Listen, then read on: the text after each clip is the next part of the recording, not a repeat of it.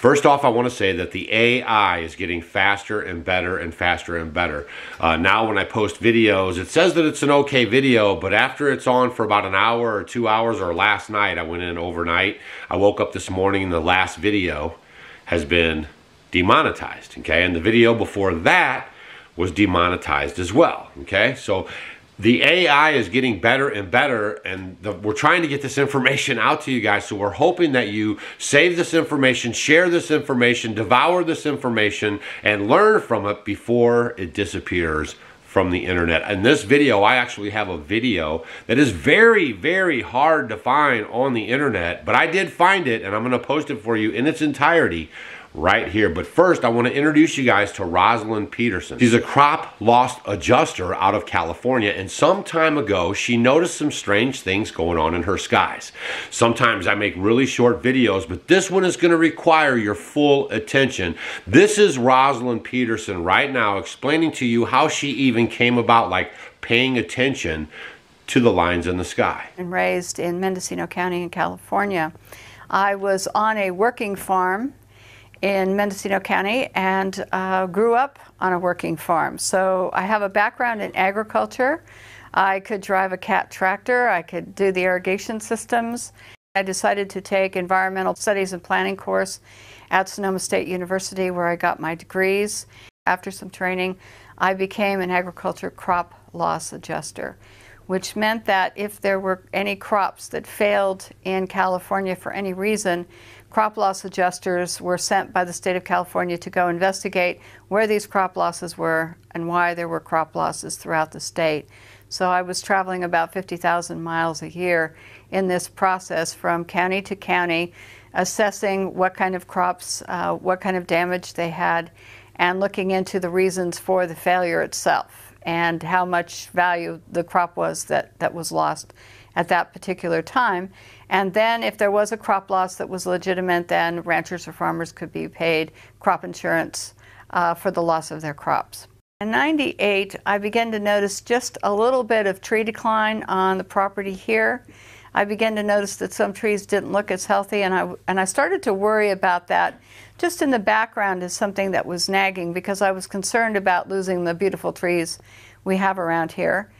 Then in early 2000, I began to notice that I would see jets, and they would leave these little tiny trails, and then the sky would white out after that. And I was always irritated because our skies used to be so crystal clear and blue and gorgeous, and all of a sudden you would see these jets, and I kind of thought of them almost as joyriding, and when they were, or skywriting, and when they did this, then the sky would haze over. And so I found myself, when I was teaching tennis and being outdoors all the time, or traveling for work, that I was irritated a little bit about the idea that the skies were hazed over a lot. So that was the first inkling. And then in 2002, I was working for the Mendocino County Probation Department. I was on a lunch break, and a friend of mine stopped me and dragged me into his office and said, "What do you know about this?" And I said, "Nothing."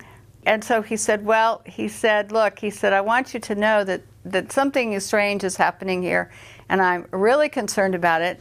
My brother, who's in the military, is concerned about this and has called me a couple of times to say he was concerned that there was something here that was going on that was not quite right." He couldn't go any further, but he did take me outside that lunch hour and say, "Today is a really bad day." And that's when he really brought my attention to watching the jets, and how the jets would leave a small trail and then it would expand into these huge plumes. And at that particular juncture of time, that day, I was in and bought a pair of binoculars after work and a camera, and I started taking pictures and watching what was going on. And that day I had never seen so many jets flying in so many directions, leaving so many huge plumes that turned into the, small trails that turned into these huge plumes in my life. And I knew that something was wrong. And that started me investigating what was going on. In the beginning, when I first began to see, notice the jets, I would see one, and then I would see some white haze. But I never did take notice of, really any notice other than some irritation when we hazed out. However, I can say that when I saw this particular day and I began to pay attention, I could hardly drive straight and I had to pull over all the time just to be able to look at these jets and say, look, this is not normal. I think that there were a lot of jets flying that day because there were many going in the same direction, leaving parallel lines. And in subsequent days, I would see many jets flying where the lines were parallel, and there would be 5 or 6 or 7 or 8 all leaving trails at one time. And I thought that that was really peculiar, that there would be so many. Later, I think that there were fewer jets, but that they would circle the county. And they go up one side of the county on the east side, and they go down the west side, and then they go up the east side. And so they would move around the county in kind of a clock-like, moving around a clock. Later, we discovered from talking to people in different counties that they were looping out over the Pacific Ocean and then coming back in, and they were doing these huge loops. Discovered that from the size of one plume and watching one plume expand, that they could cover our skies in solid cloud cover in about 3 hours here in Mendocino County. So that became my initiation, and then I started to watch before work, during lunch hour, after work. I started taking pictures, and I started documenting what I was seeing because I thought that there was something wrong with this picture. I had never seen anything like this in my entire lifetime. My mother, who was in her 80s at the time, I showed her, and she said, I've never seen anything like that in all the years I've lived here. Nothing.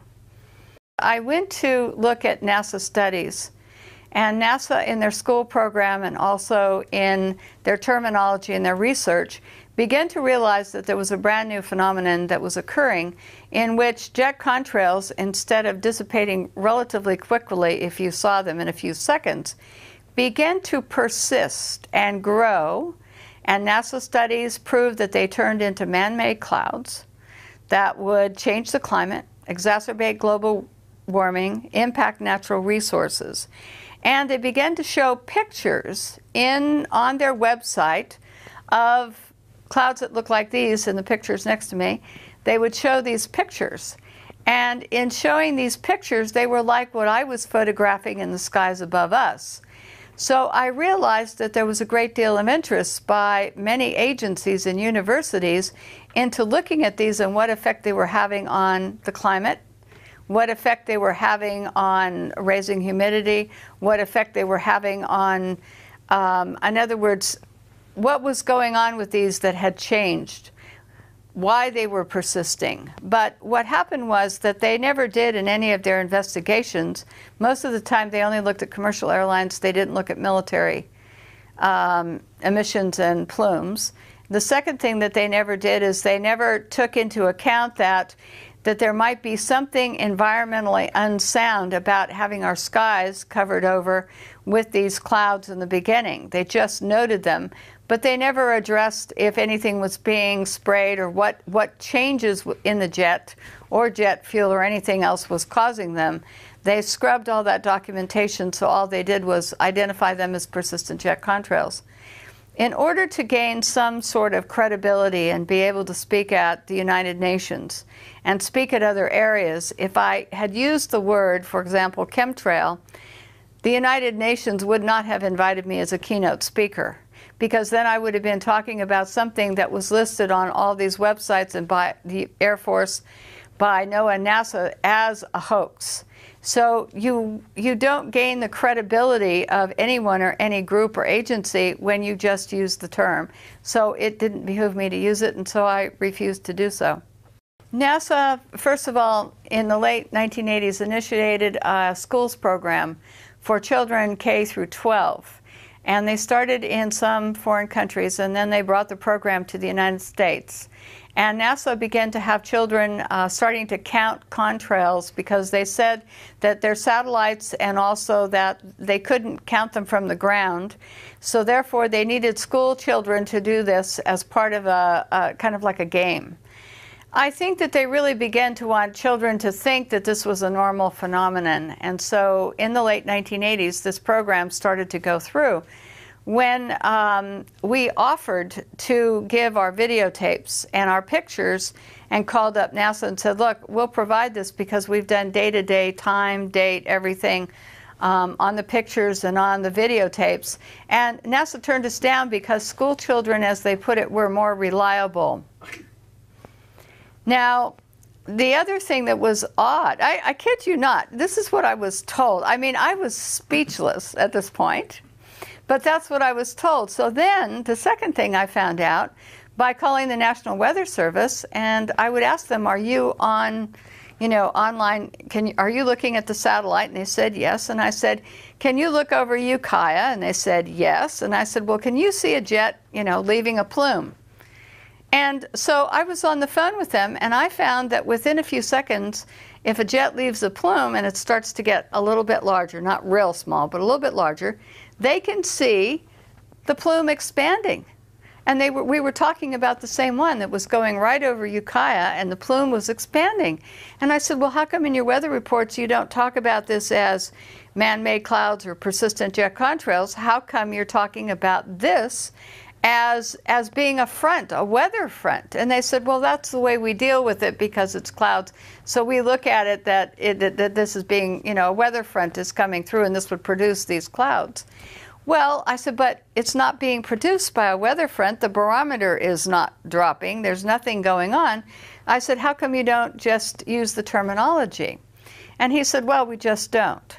So it was an odd dichotomy of having your weather reporters who could see these on satellite, which told me that the argument that school children could do better and that they couldn't see the contrails from satellite, they can see them and they can see the cloud cover. I even found out from the National Weather Service that they can see haze. They can actually, it's so good, they can identify haze. So I began to think to myself, well, if they're seeing all this, why isn't it being reported? And it's curious because no weathermen will talk about it. If Ukiah was, the sun was occluded and all these man-made clouds appeared over Ukiah and covered the whole thing after 3 hours, they would say, well, it was a front. But you could look to the west and there was no cloud, and the barometer hadn't dropped. There was no cloud front coming in from the Pacific. There was none from any direction. And yet we were covered over in this man-made clouds and haze. And they were saying that this was part of a weather front. So I began to find that I was not happy with what was being said about what we were seeing in the skies. So then it became identifying how long these trails persisted, filming them over time to see how much they expanded, how large someone got. We looked at the black contrails. We looked at the jets themselves and odd behavior of jets. The configuration on the jets was absolutely terrible because all these agencies were saying it was increasing jet traffic, and yet we could tell from the flight patterns that we got from the FAA that a lot of the flights were military. They weren't normal flight patterns. My Congressman Mike Thompson from California, 1st District, due to several inquiries, got these maps for me. They're 3 maps, and they're from the FAA, and then his office sent them to me. And the map shows the San Francisco Bay Area, Mendocino County, and I had asked how many flights there were over Mendocino County. So he gave me 3 separate maps. One is incoming air traffic to Oakland, San Francisco, and San Jose. One is outgoing flights to those same locations. And then a third one was what they call intra-flights. And this is designated on the map in yellow. What we discovered was in Mendocino County there weren't many commercial flights flying over Mendocino County. So in not having many commercial flights flying over Mendocino County, we discovered that it was the intra-flights that we were seeing looping the loop around the county and making the X's in the cross hatchings. And from these maps, I first learned about intra-flights, and I also figured out that commercial airlines were in trouble.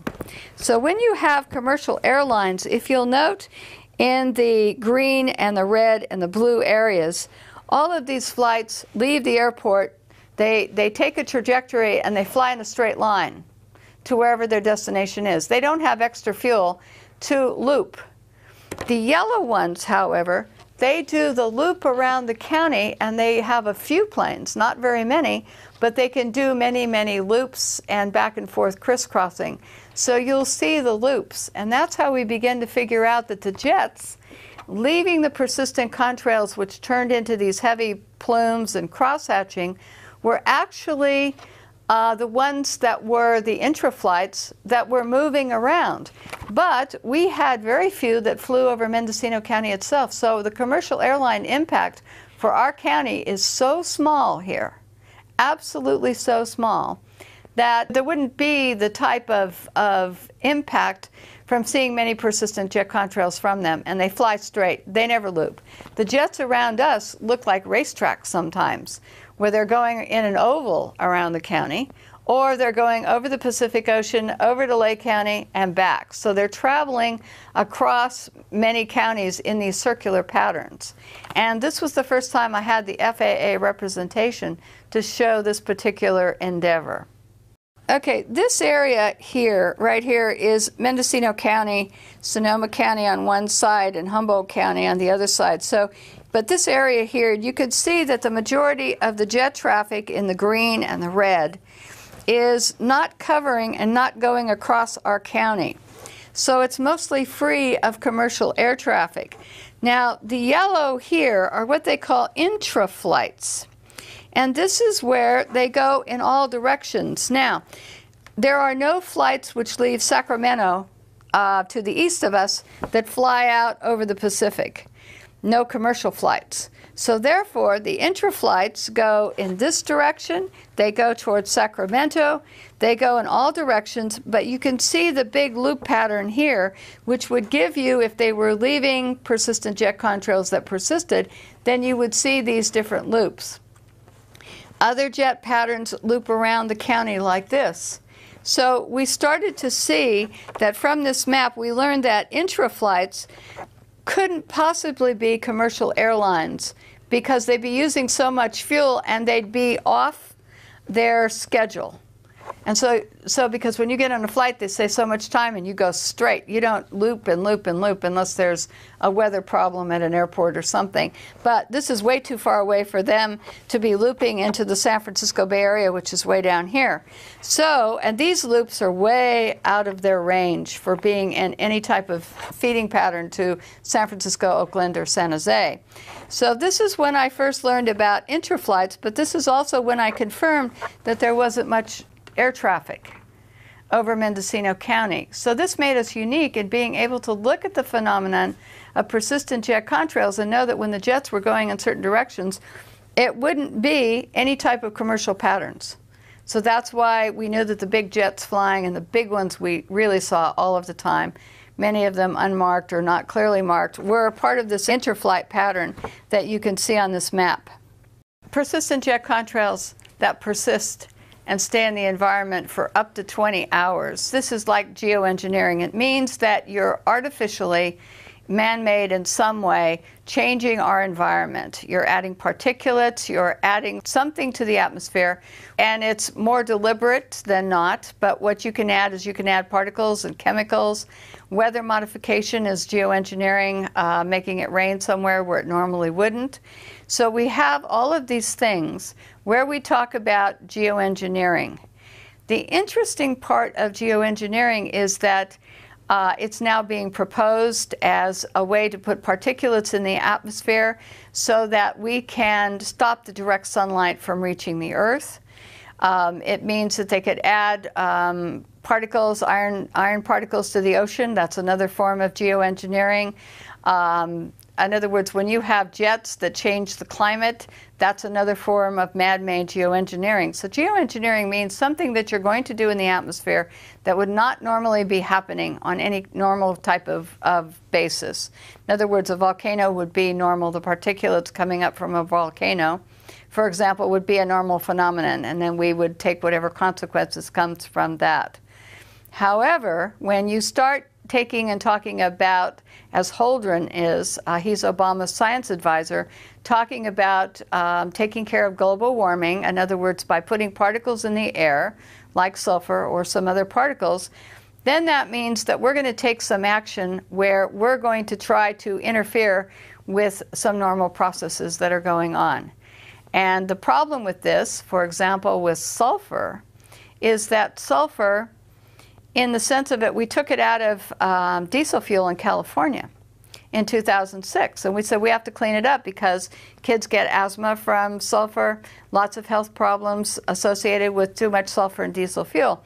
We take it out of diesel fuel, and then someone comes along, like Paul Crutzen, and he says, we're going to put it up in the atmosphere to obscure the sunlight, so less sunlight reaches the earth, and therefore that will cool us down. But what about the health effects? If you have to take it out of diesel fuel, then my question is, why are you going to put up something that's not helpful into the atmosphere and try to change the process that we live under?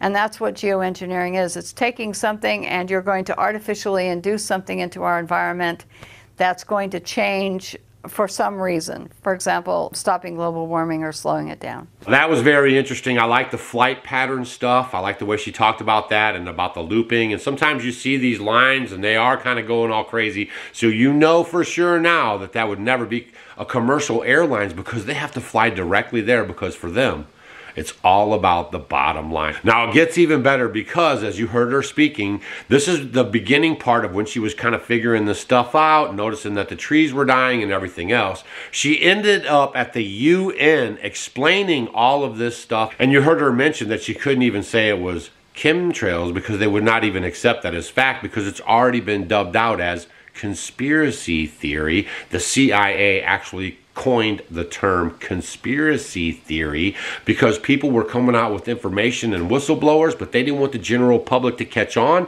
So they wanted to coin a term that would make people seem kind of, you know, and then that way more people wouldn't pay attention to them.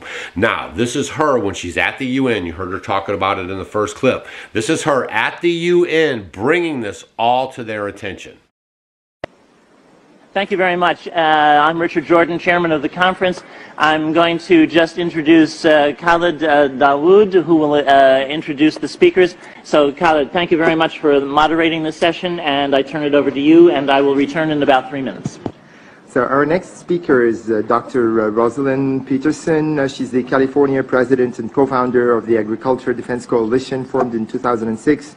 To protect agricultural crop production from uncontrolled experimental weather modification programs. A very interesting topic, you know, for a non-specialized person like myself. But also very interesting in her CV that we have with you is also her extensive efforts to protect drinking water supplies from toxic chemical contamination in Martinez, California. That's a very interesting topic, of course, and I was actually wondering myself whether you can tackle whether the same experiments that you're holding in California could be extended to other world countries, particularly poor and developed countries like where we come from. Thank you. Thank you. Good afternoon, ladies and gentlemen, Mr. Chairman. It is a pleasure to be here to speak with all of you today. One of the things that I would like to say is that we are in a global drumbeat right at the moment talking about climate change and global warming. One of the things that is affected by climate change is agriculture. But some of what we are seeing is man-made, but man-made in a different way than you may guess. Weather modification programs, experimental ones done by private companies, done by the United States government, done by states across the United States, are underway. There's more than 50 of them in operation across the United States. All of these impact agriculture because they change the microclimates needed for agriculture to survive.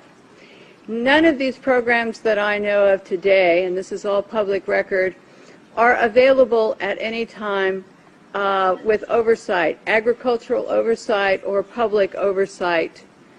These programs impact agriculture, and there are programs around the world, international corporations, are modifying our weather all the time, and they're modifying it in ways that cover thousands and thousands of square miles.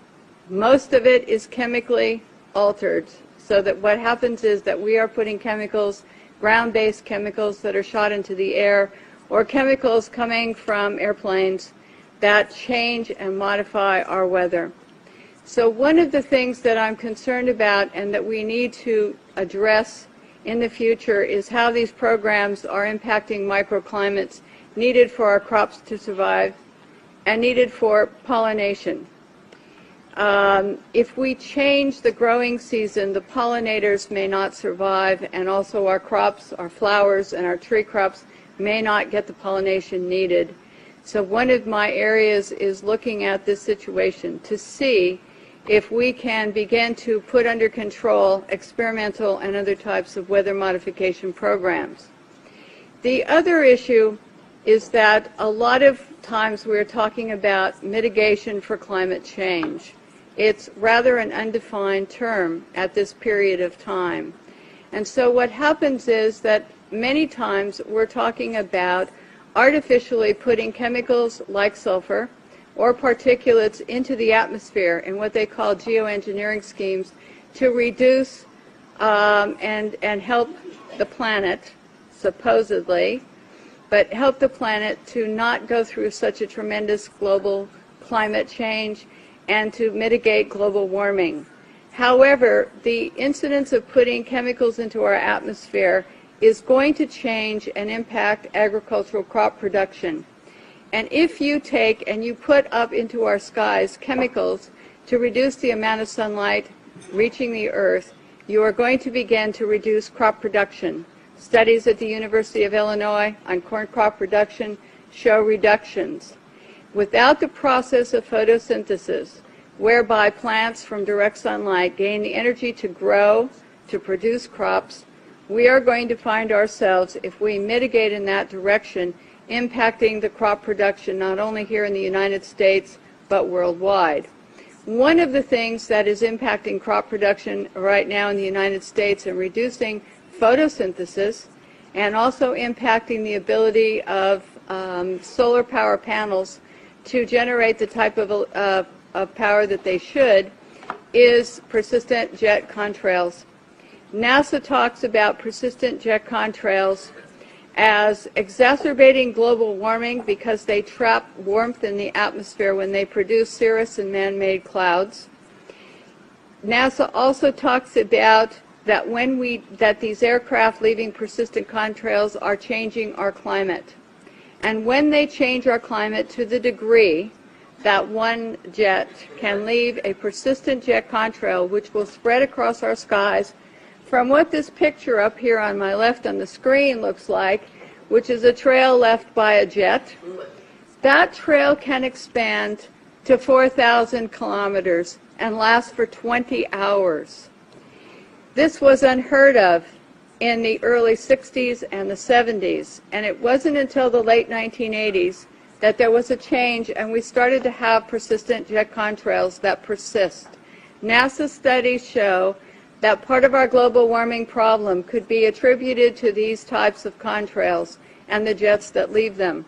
So one of the issues as we go through is, how do you like your skies, natural or man-made? And right now we are making man-made clouds, and this is trapping warmth in our atmosphere.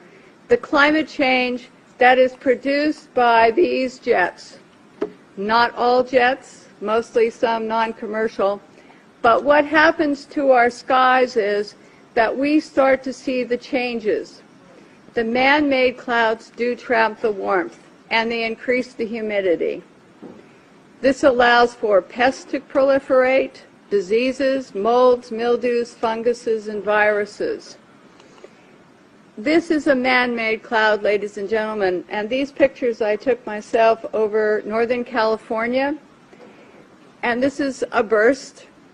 This is where a jet left a huge plume, and then this turned in at the end of it to a burst. And this is not normal, never seen before in our county historically, and I was born and raised there. This is another picture showing the jet trail just before the burst. This is our skies, and I want you to know that what you're seeing now, a lot of times many scientists know, especially at NASA and in other areas, that the skies that we're seeing are not normal cloud formations. These are man-made. And what happens as we reduce the amount of sunlight in a form of global dimming, we reduce the solar power with these type of clouds, and we reduce photosynthesis, which is going to impact agriculture. The pictures look odd. The formations don't look like normal clouds that people have seen before historically. This is another type of man-made cloud, and what we have done and what you're seeing here is we have the photographs from the times that the jet leaves the first trail as a thin, spindly trail to where they form into these different types of cloud formations. All of you can start looking up and seeing this. What happens is that there are experiments, and there's a color, you can see some color in this photograph. And part of what we're doing also is we're sending up canisters. The United States government, NASA, the U.S. Air Force, is sending up canisters into the atmosphere filled with chemicals to modify and experiment with our ionosphere. And when we modify and experiment with our ionosphere up here, we create experiments which they can see through these persistent jet contrails as they stay in the sky for long periods of time, and they can watch the experiments. The type of chemicals they are using are aluminum, barium, strontium, and these canisters are sent up on rockets, and what they do is they superheat the canisters to create experiments in our atmosphere. The experiments can give you colorful auroras, which they talk about as being wonderful. Many times people think that the auroras in Alaska and the ones we see are normal, but there's beginning to be more and more seen across the United States and elsewhere where aluminum, trimethyl aluminum experiments to make clouds are beginning to impact us. The reason I am concerned for agriculture is that none of these experiments have any public oversight nor agricultural oversight. Our drinking water is impacted because the chemicals are now beginning to show up in our drinking water. In California, the State Department of Health drinking water tests were examined between 1970 and this year, and we found unusual spiking in barium, aluminum, strontium, magnesium, calcium, manganese. And all of these spiked at the same time in various drinking water supplies across the state of California and also in Arizona. So what's happening with these atmospheric tests is that aluminum, as one example, gets into, with increased pollution and acid rain, gets into the root systems of our crop trees and our trees, and it looks like the trees are dying of drought. But they're not. What happens is that the root systems can no longer absorb the water and the nutrients needed to survive. Many of our forests in Redmond, California and other areas are dying. The oak trees, the redwood trees, the Douglas fir across the United States, many areas. We believe that these trees are impacted because they cannot absorb enough water because aluminum is going into their root systems. Also, molds, mildew, and fungus from warmer temperatures produced by persistent jet contrails are also allowing pests and molds to proliferate, also impacting tree health and crop health. The skies that you see up here, it is important to note, have a white haze to them. When crossing the United States 2 days ago, we saw this man-made produced haze all the way across the United States. There were a few real clouds. We saw the persistent jet contrails from the jet windows, and the skies in the white haze looked a lot like this. So one of the things that we need to really look at is that jet fuel emissions contaminate our air, much as automobile exhaust. They know from scientific studies back in the 1970s that they deplete beneficial ozone in the atmosphere by releasing nitric acid. So one of the things that we need to look at is the impact of just jet fuel and just the emissions from jets as well. I want to go on and talk briefly about a couple of issues here that I think are important for everyone to realize.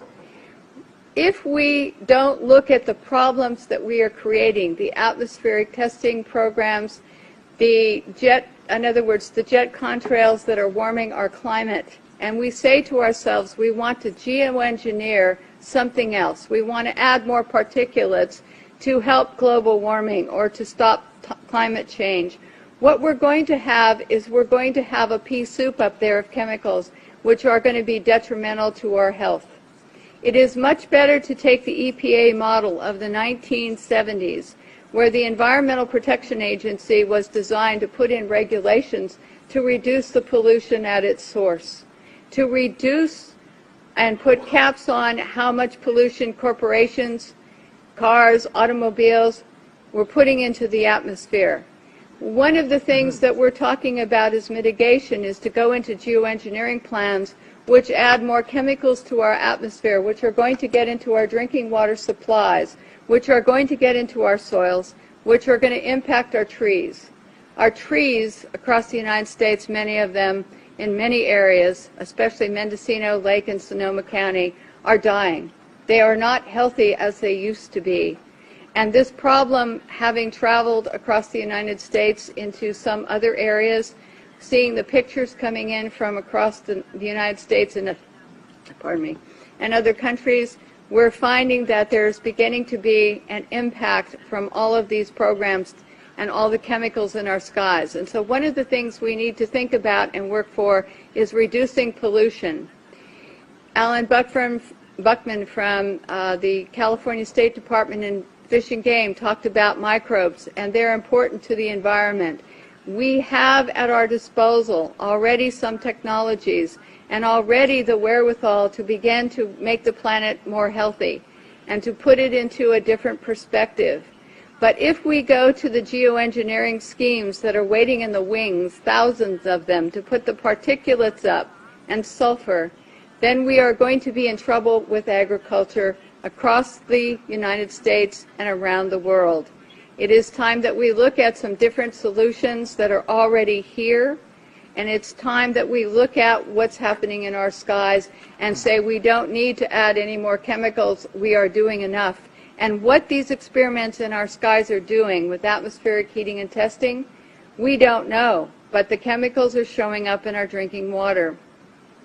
So in closing, I would like to say to all of you and to encourage you to know that just what I showed you today is beginning to impact crop production in the United States. And we're seeing higher UV radiation that is burning the tips of our trees and our plants. We see the molds and mildews growing here. And we see all of this. And we hope that all of you will consider before you think of mitigation and just go forward with some of the plans that are being sold to you as almost a cap-and-trade situation, where a corporation like Planktos decides to put iron dust into the Galapagos Islands area. This is a proposal, may have already started, and to create algae blooms. And yes, they're saying, yes, we're going to help the environment because we're going to create these algae blooms for more oxygen. But what happens is it's going to impact the marine life in those areas. As a geoengineering plan, it is going to be sold, the credits for this, the supposed benefits, is to be sold as credits to people who want to pollute more. And here's the really awful twist to this, in my opinion, is if we sell pollution credits to polluters to ask them so that they can pollute more, we're only going to add more to our climate change and to our global warming processes.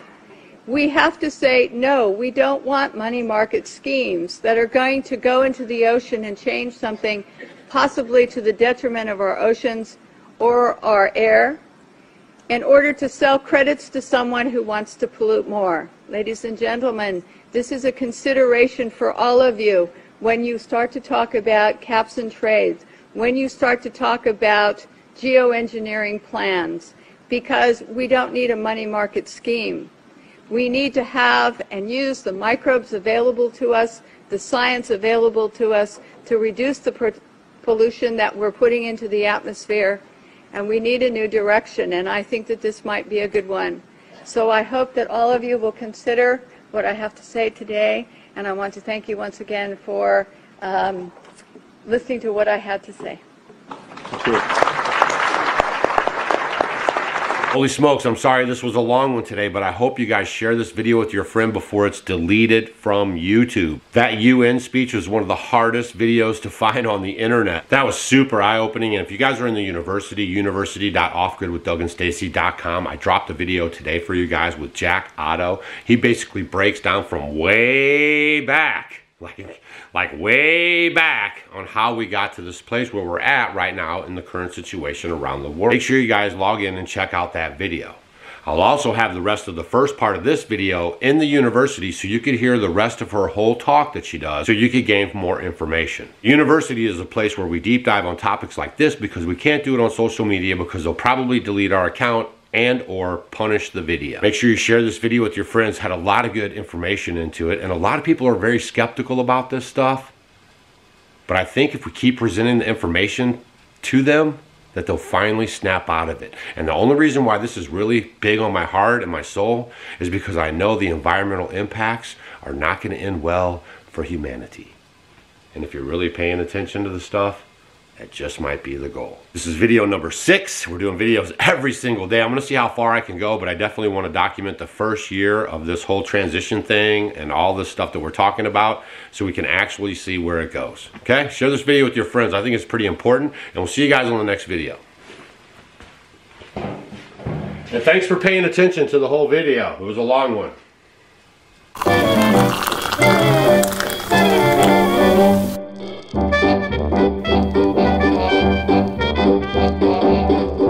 Did you guys know that in the 16, 17, and 1800s, chocolate was consumed as a beverage? There was no such thing as a chocolate candy bar.